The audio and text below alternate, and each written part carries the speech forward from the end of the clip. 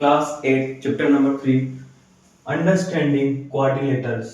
देखो chapter number 3 अपना, जिसमें अपन पढ़ेंगे कर्व क्या होता है, क्लोज कर्व क्या होता है, ओपन कर्व क्या होता है और पॉलिनोमियल्स, फिर एंगल्स की प्रॉपर्टी।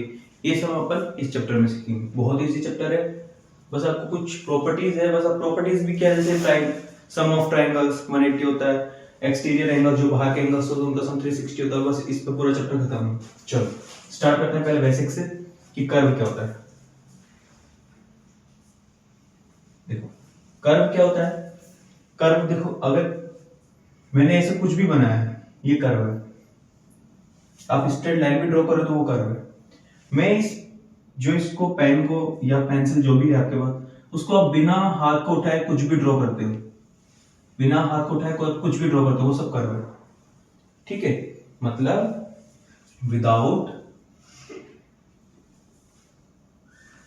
लिस्टिंग हैंड, हैंड बोल लो या पेन बोल लो, कुछ भी, है ना।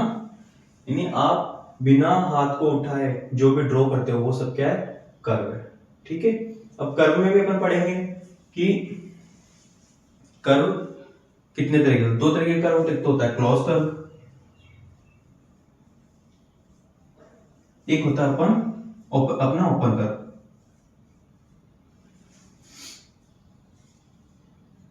ओपन कर्व देखो, क्लोज कर्व क्या होगा, जब कोई कर्व बनाया जाता है उसका स्टार्टिंग एंड एंड पॉइंट एक होता है, वो क्लोज कर्व होता है। एक तरीके से पूरा का पूरा बंद होता है ना, उसको क्लोज कर्व होता है। जैसे मान लो मैंने ड्रॉ किया, ये क्लोज कर्व है। ठीक है, ओपन कर्व क्या होता है, ये लो मैंने कुछ भी ड्रॉ कर लिया, इसका जो स्टार्टिंग एंड एंड पॉइंट एक नहीं होता, दोनों अलग अलग होते हैं, है ना। वो क्या होता है अपना ओपन कर्व। देखो ये मैं कुछ भी ड्रॉ कर रहा हूं, लेकिन इसके जो देखो स्टार्टिंग और एंड पॉइंट है ना, वो दोनों क्या है, एक नहीं है। तो ये अपना क्या है, ओपन कर्व।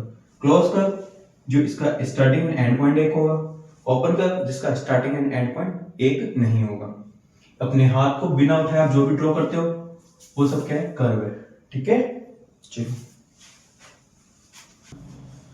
चलो क्लोज पढ़ लिया, ओपन पढ़ लिया। अब चलो पढ़ते हैं, एक तो कर्व के अंदर ही एक तो सिंपल कर्व होगा,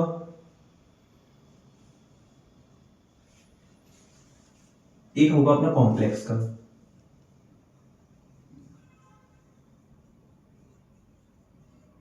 ठीक है, देखो सिंपल कर्व क्या होगा, जो इंटरसेक्ट नहीं करेगा, इंटरसेक्ट नहीं करेगा। ठीक है,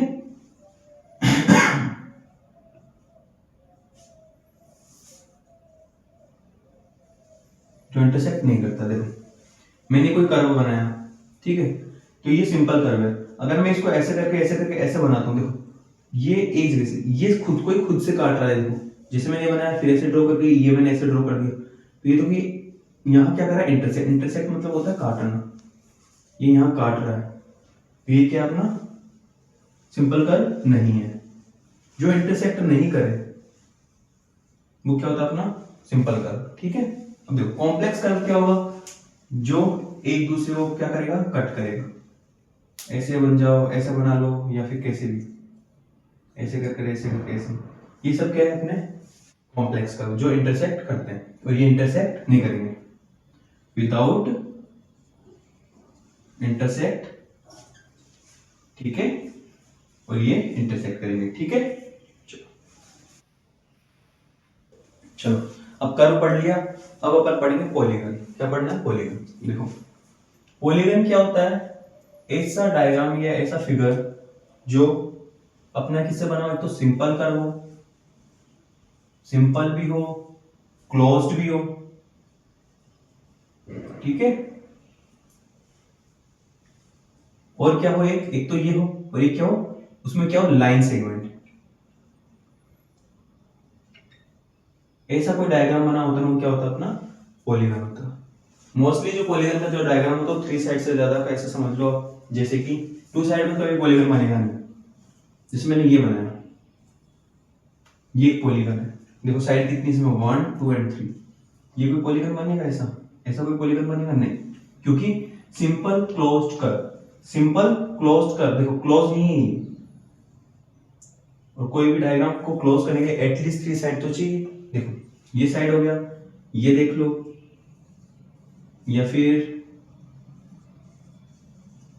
ये देख लो, ये सब क्या अपने पॉलीगन। देखो सिंपल क्लोज्ड कर्व, सिंपल तो है, देखो क्लोज यहां से स्टार्ट हुआ और ये यहां खत्म हो गया, क्लोज हो गया, यानी इसका स्टार्टिंग एंड एंड पॉइंट एक है। और सिंपल कैसे कि ये एक भी आपस में क्या है, इंटरसेक्ट नहीं कर रहे हैं, इसलिए ये क्या है, सिंपल क्लोज। लाइन सेगमेंट देखो, यहां से यहां तक एक लाइन सेगमेंट है, फिर यहां से यहां तक एक लाइन सेगमेंट है, फिर यहां से यहां तक एक लाइन सेगमेंट है, तो लाइन सेगमेंट भी है। तो पॉलीगन होने के लिए अपन को क्या क्या चाहिए, तो सिंपल होना चाहिए, क्लोज्ड होना चाहिए और लाइन सेगमेंट होनी चाहिए। ठीक है, चलो चलो पॉलीगन में दो पार्ट, एक तो कॉनकेव है, कॉन्वेक्स है। ठीक है, एक तो कॉनकेव है और एक क्या है, कॉन्वेक्स है। देखो कॉनकेव क्या होता है, जिसमें ऐसा पॉलीगन जिसका एक इंटीरियर एंगल 180 से बड़ा होना चाहिए, है ना। देखो डायग्राम बनाता हूं, ऐसा कुछ। देखो इंटीरियर एंगल पहले समझो, इंटीरियर एंगल किसको बोलते हैं, इंटीरियर एंगल होते हैं बेटा अंदर वाले एंगल। ये जो अंदर वाले जो भी एंगल होते हैं इनको बोलते हैं इंटीरियर एंगल,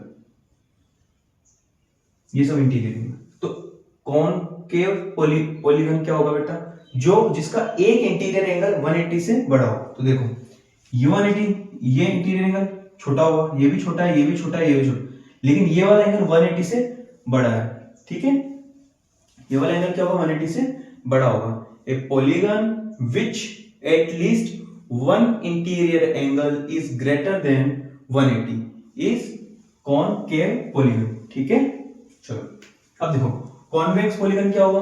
कॉन्वेक्स पॉलीगन, इसमें क्या होता है, सारे के सारे जितने भी इंटीरियर एंगल है ना, वो क्या होंगे, अपने 180 से छोटे होंगे। देखो मैंने ये एंगल बनाया है, तो देखो इस एंगल में क्या, जितने भी एंगल है ना, वो सारे क्या 180 से सारे के सारे क्या है, छोटे। ये क्या है, सारे के सारे कॉनकेव जो पॉलीगन्स है ना, वो सारे के सारे छोटे हैं। छोटे एंगल से 180 से सारे के सारे अगर छोटे हैं तो वो क्या है, अपने कॉन्वेक्स एंगल्स है।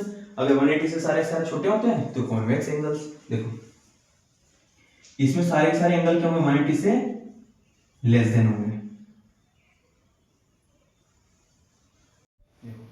कॉन्वेक्स में कोई भी एक एंगल क्या होगा अपना 180, सॉरी सारे एंगल्स क्या होंगे 180 से छोटे, और इसमें कोई भी एक एंगल बड़ा होगा। क्या होगा इसमें, कोई भी एक, एटलीस्ट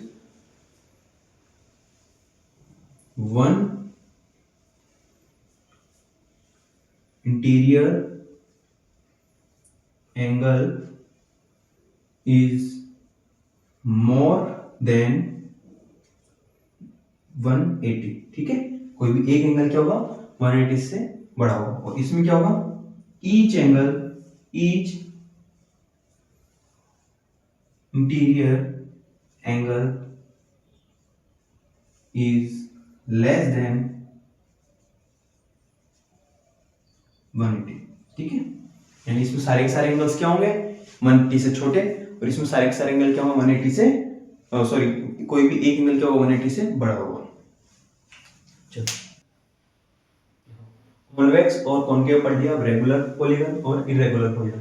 रेगुलर पॉलीगन क्या होगा, जिसकी सभी साइड्स क्या होंगी इक्वल, जैसे स्क्वायर, फॉर एग्जांपल ये स्क्वायर की सभी साइड्स क्या होती है इक्वल, और सभी एंगल्स भी क्या होते हैं इक्वल। तो सभी साइड्स और सभी एंगल्स क्या होंगे इक्वल, वो क्या होता है अपना रेगुलर पॉलीगन। ठीक है, देखो अपना जो स्क्वायर होता है,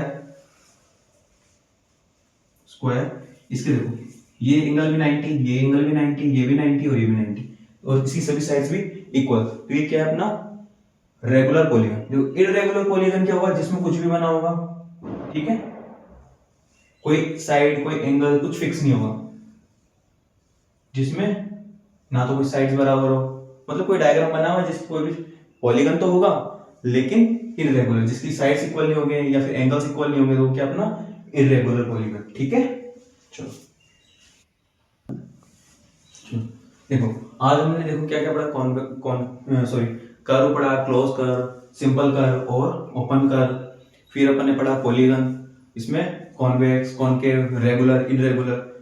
तो मोस्टली जो बेसिक्स है इस चैप्टर के वो अपन ने रीड कर लिए, अच्छे से पढ़ लिए हैं। और मैंने आपको सम इंटीरियर एक्सटीरियर एंगल का जो सम होता है वो स्टार्टिंग में मैंने आपको बता दिया है ना। अब अब बच्चा जो भी अपन क्या करेंगे नेक्स्ट वीडियो में सीखेंगे। आज के लिए इतना है, ठीक है।